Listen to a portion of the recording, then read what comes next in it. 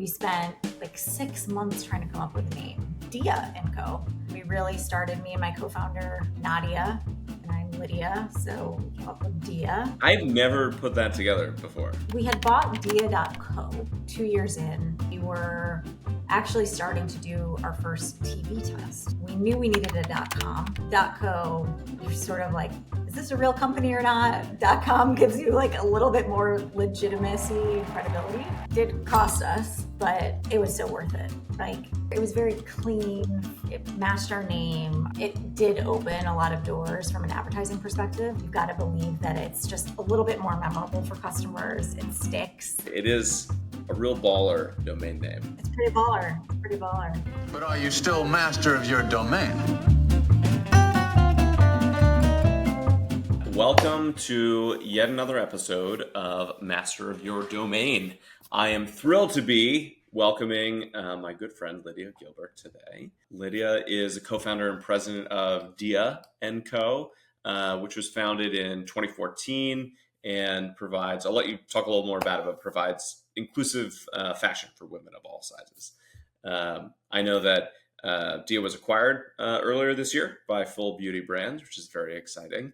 And before that, you worked at Google and you're part of Clinton Global Initiative and the Clinton Foundation. So I've known Lydia for a long time and excited to nerd out with you and talk a little bit about domain names, our favorite topic. Excited to be here. Thanks for having me, Rob. I don't know where I am exactly, but excited to be here.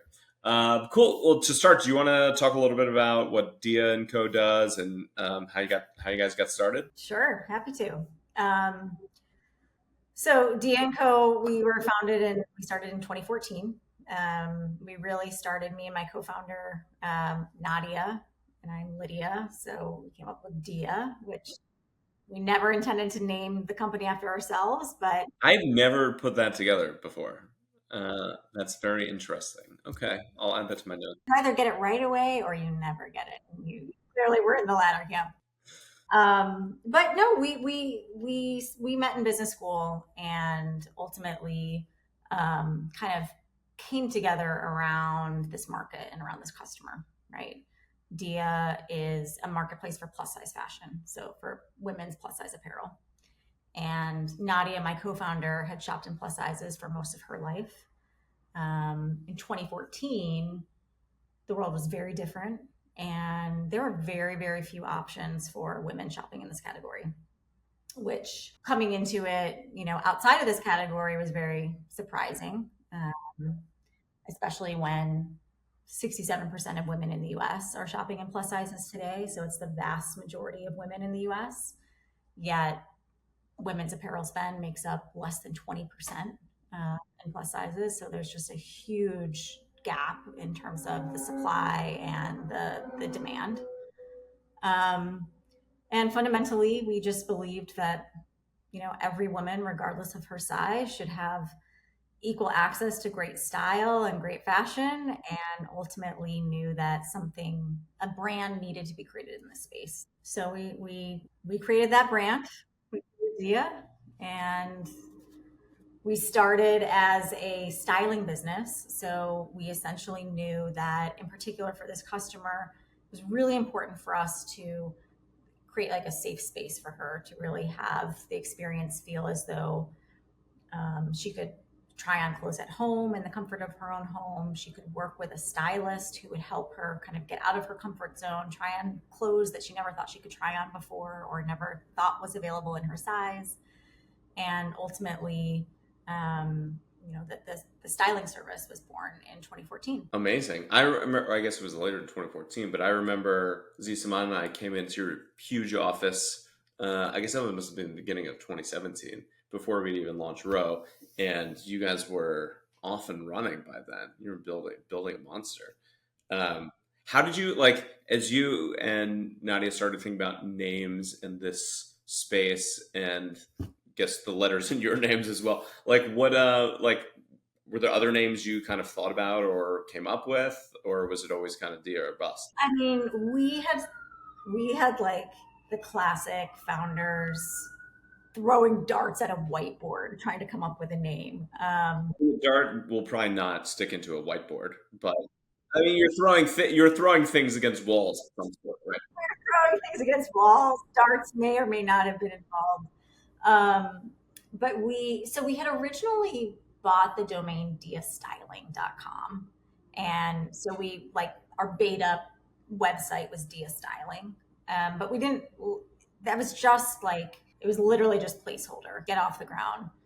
And we spent like 6 months trying to come up with a name. And then we ended up kind of coming back to Dia and Co. And partially because we had customers at that point who knew us Dia, and they kept calling us Dia as like a nickname for Dia styling, like Dia. We kind of liked that it felt like a name that had like a positive connotation to it, like day, goddess. There's a lot of words that come from that origination. Um, but it was also like tofu. You could kind of make it what you wanted with the right flavors. Yeah, it's like a hollow enough that you could take it in whatever direction you wanted. Yeah. Exactly, exactly. So we felt like we could really like own the name and have a little bit of a nickname that came out of it too. So that's where it came from. Nice. And then at what point, I'm sure you looked early on like, hey, can we get this cool three-letter.com domain name? And it was taken. But at what point did you kind of seriously consider upgrading to what is now dia.com? So we had bought dia.co.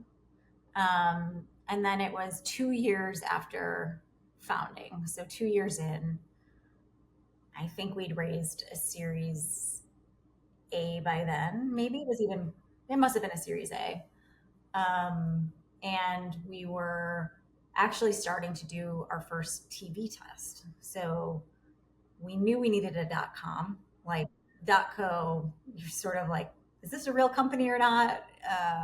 .com gives you like a little bit more legitimacy and credibility.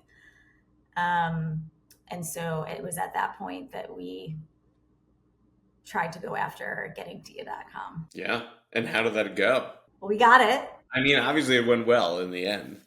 Uh, were you guys reaching out? Did you have to work with somebody? Like, what was the process? So it was owned at the time by the Design Institute of America. And we we did have like an independent consultant who, was kind of like a friend of a friend that uh, we hired to be sort of the third party without the name. We didn't want them to see that we'd raised money and could afford more, or, anything of that sort.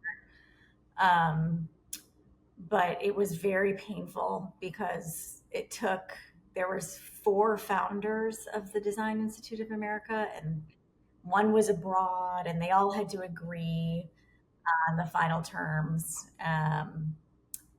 So there was quite a bit of back and forth and a lot of time pressure as well, because we needed to go live on TV.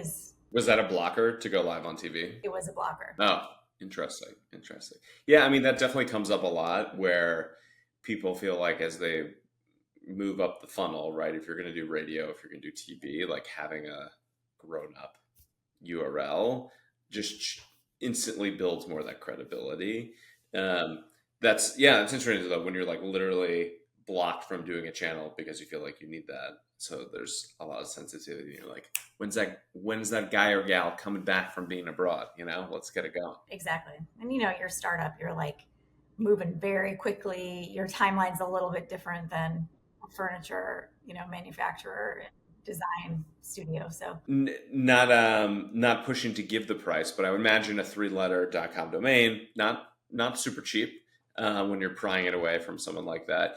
Do you feel like in retrospect that was helpful, kind of like acquiring that name, having that type of legitimacy, especially with like a three-letter.com? I feel like I'm leading the witness a little bit here, but how do you feel like in retrospect? Good move? Oh yeah. I mean, it did cost us, but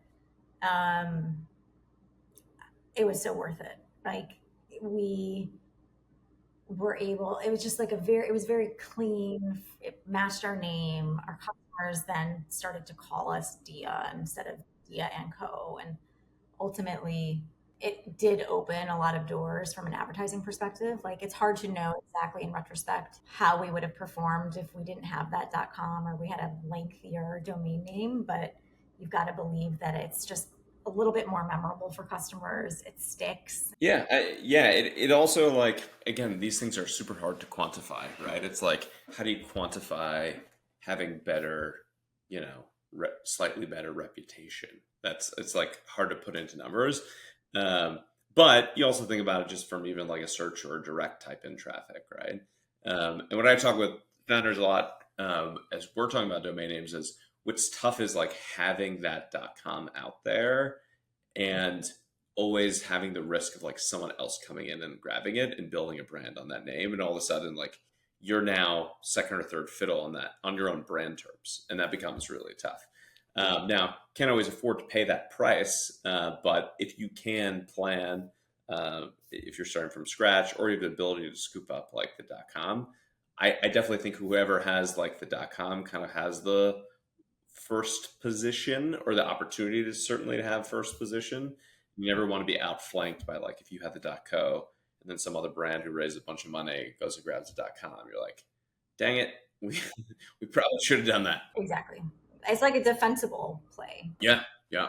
How do you think about how do you think about like social or like having social match, and that's a whole other can of worms, I'm sure. But Yeah. Well, we didn't like our social didn't match. Like our handle was at Dia and Co spelled out. Um, and I think I can't even remember like who owned at Dia, but it was like impossible to yeah, get that handle. yeah, and some people feel like very strongly like everything has to match perfectly. Other people, I mean, sometimes you can't get it, which is also very legitimate. And at other times, it kind of doesn't really matter. People don't care as much. It's like people going to a website is one thing, right? Versus you can generally find on social where you need to go. I think that's true. I think that's true. Well, because people are typing in the browser dia.com, right? Yeah, yeah, yeah. Do you still use the .co? I think yeah. I mean, it's still redirects to dia.com if you type in dia.co. Do you have ly at dia.co or dia.com? That would be a pretty good email hack. I have, I mean, I'm not like super popular, so I think it's okay having my email address out there, but like Lydia at dia.co and Lydia at dia.com. That's pretty good. Also, don't underestimate the explosive virality of this show and all of a sudden you getting inundated with that. So I apologize in advance. Probably my mom and my dad will both be reaching out.